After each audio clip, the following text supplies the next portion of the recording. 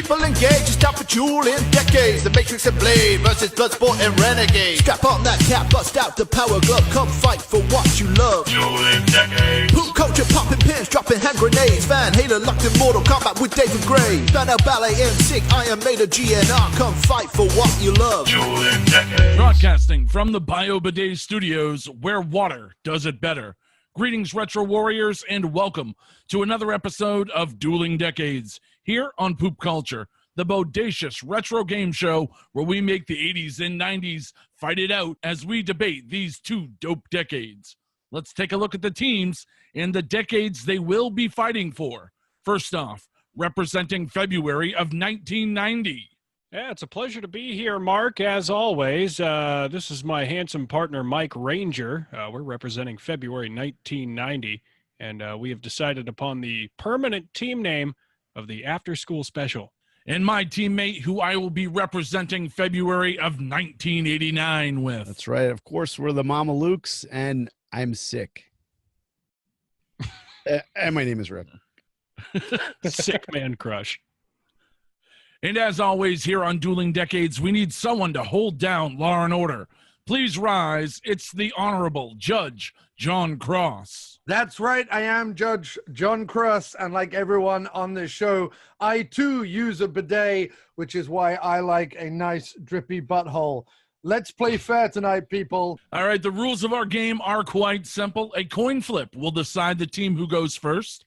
The winning team will decide the topic of each round out of the 5 Dueling Decades categories: movies, television, music, news, and, of course, hot products. The first 3 rounds are worth 1 point each, with rounds 4 and 5 worth 2 points apiece. The judges' ruling will determine who wins each round, and the team with the highest overall score after 5 rounds will be the victors. Gentlemen, let's play some Dueling Decades. This month's coin toss is this Blu-ray edition of Damnation Alley. So teams, will you tell me, do you want to get damned or do you want it in the alley? What is it? Let's go to ass for the call. Oh, yes. All Want it right, in the so alley. you want it in the alley. All right, let's see. Here we go. And oh, I'm sorry, you've all been damned. It's heads up. Yeah. All right. Mark, do you want to start with television, or do you want to start with let's just start with television. Truth or dare, Mark? Do I have to choose? All right. We'll start with television. And on February 9th, 1989, it was the airing of one of the all-time great episodes of the popular American sitcom Cheers. The episode was entitled Golden Boy, and it marks the very first appearance of Kelly Gaines. As Sam and Woody are recruited by Rebecca to tend bar at her corporate bigwig father's house, Woody encounters Kelly as he butt heads with Kelly's boyfriend Nash. In the end, though, Woody does overcome, and with his boyish charm, he wins over Kelly, steals her away from Nash, much like Henri would attempt to do only a few short seasons later. Jackie Swanson, who played Kelly, would go on to be a regular reoccurring character on the show until the very end. And spoilers, Kelly and Woody do get married and have 2 kids. Way to ruin it, man. Yeah, no shit. Spoilers much. Jeez. Yeah. We'll be dropping a lot more spoilers today. I think And there's another one. Their celebrity couple name would be Welly. Yes. Aw, I don't know. that's cute. Well done. British for Wellington boot. All right. So Mark had to really dig for that one. And the bizarre thing with February is you're not going to get very many shows beginning in February. However, there was the writer's strike of 1988, which lasted for 155 days. It's actually the longest guild strike on record. And it ended in like August of 88, but it pushed everything back. So I was fortunate enough to get a show that began February 28th, 1989. And it's the fictional tale of the Minnesota State University, I think it is, Screaming Eagles. The football team and their zany coaching staff led by none other than Craig T. Nelson. You had Jerry Van Dyke on there and the guy, what's his name, Patrick Starr. or Bill Fagerbakey, I whatever the fuck. never knew how to pronounce his name. Never could figure that Finger out. bang. What was his Something name? like that. Shake or bake? I forgot, but we'll go with Patrick Starr. But that show, of course, I'm talking about Coach. It lasts for 9 seasons on ABC. Nelson and Van Dyke, they both won Emmys for the work on the show. And if I'm listing like a top 10 and 90 sitcoms, I'm honestly going for my top 3 is going to be Seinfeld, Friends, and then Coach at third. I think it's just like a super underrated show. You know, you got this, it starts off with this like kind of crappy college football team. He takes them to a bowl win. Spoiler, they eventually win a national championship in one season. They defend it. And then the weird thing is about this show, I don't know if anybody else watched this besides me, towards the end, he jumps ship from college to the NFL, and he starts with the Orlando Breakers were the name of the team in the NFL. It was some fake team, obviously. And what they tried to do in the last couple seasons is one season they tried to match it up with Monday Night Football and play it before Monday Night Football. But as everybody knows, Monday Night Football time started at 9:00. So it was perfect on the East Coast. But on the West Coast, Monday Night Football started at 6. So nobody was fucking watching Coach at 5:00. So it was a huge like jump the shark moment. It was kind of weird, but Coach, February 28th, 1989. Yeah, solid show, man. Good pick. One of my favorite episodes. And I haven't seen the whole series, but one episode always stood out. They went to Hawaii for a bowl game, and Coach's daughter met this surfer guy named Wyatt who blew out his eardrums, so he had no balance. And the whole time they're celebrating after the big win, you just see him run across screen and fall down, and then get up and run across screen and fall down. Such a good show, man. Oh, it was fantastic. And actually, they try to bring it back, thinking like 2013, 2014, somewhere around there. And I guess the pilot was total shit. And they didn't pick it up. So that was a good thing, I guess. They'll probably do it again next year then. Yeah, it'll come back again. Probably. Got that Coach pilot? Coach 3. Those guys still alive? Coach 3 still coaching. Is Jerry Van Dyke still alive? He can't still be alive. Nah, he was old as shit then. He's Yeah. Wow. Craig T. All right. Nelson, he's got to be old as hell now. Yeah. Yeah, he's got to be. They could After replace it school with special. Dick Van Dyke. Oh, he'll die on the show. It could be Coach meets up with a cheery chimney sweep from old London town, and the two of them could go on wacky adventures together in the Midwest. That'd be weird. But I Jerry wouldn't Van watch Dyke's really animated. Yeah. That's the fun of it. Run Dick the Van Dyke's sweep. not. Well, no, they just drive around with Jerry Van Dyke's corpse in the trunk. No, they just play reggae music the whole time, so he just goes like this. Oh, yeah.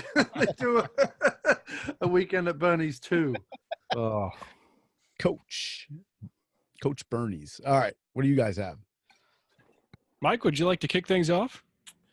I don't know, Bo. You got some real gold over there. Well, all right, I'll take this one then. The same night that Mark's pick aired was the debut on CBS of The Brady's. This is actually the completion of a trilogy, more or less, if you want to take the television route of a trilogy. A continuation of the original 1969 to 74 sitcom The Brady Bunch, focusing on its main characters as adults. The second, obviously, such continuation after the short-lived 1981 sitcom The Brady Brides. Aired on Friday nights, failed in the ratings against the TGIF lineup on ABC, and was canceled after 1 month. 6 produced episodes, the last 6 episodes airing March 9th, 1990. So what we fail to realize here is that we had lyrics sung by Florence Henderson in one of these episodes, a few of them actually. So that alone, I think, merits the reward here. Now, He's faking it. And the lyrics were? For shit, I don't know. Oh, Jesus. I was You really can't just leave me anticipating that. hanging like Well, that. here's the interesting thing, though. I can't imagine Florence Henderson said shit on primetime, but sure, if that's what you think. I was Well, like, the shit if I know, still raising children after 40 years or whatever. Yeah, no, that would work maybe. I don't know. it's interesting because the original was 30 minutes long. This was actually an hour long and featured far more serious plot lines. I'll give you the rundown here, some of the things they touched on. Mike Brady began a political career Bobby's budding car racing career ends abruptly in the first episode after an accident leaves him a paraplegic. It was You got- Covers. Hold on.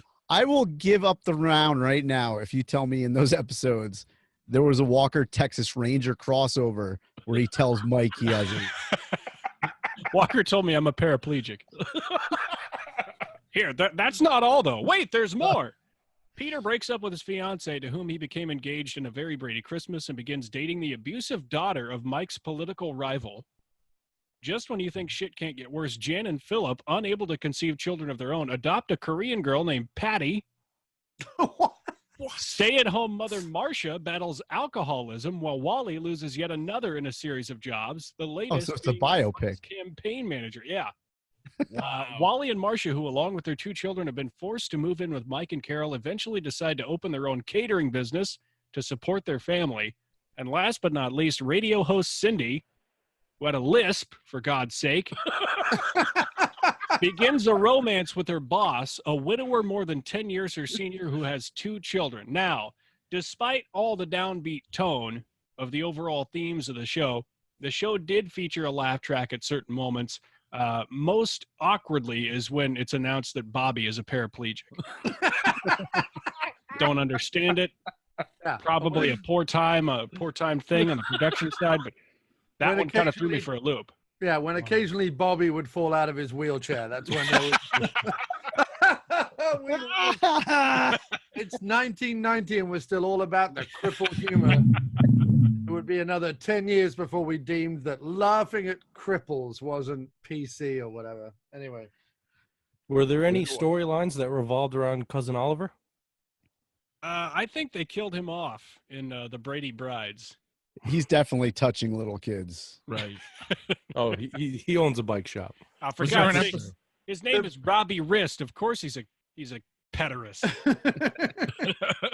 The Brady Brides either sounds like some sort of weird Mormon porn or it sounds like a sequel to a Dracula movie from 1973. It was based on that, though. Yeah, it was. Yeah. Dracula and the Brady Brides. They both suck. Yeah, right. All right, so that was the debut of that show on February the 10th? 9th, 19. 9th? Okay. All right, Mike, I got to hear this. Oh, well, sit back and Get ready. relax. Hang on to your socks, Yeah, gentlemen. I got some stuff.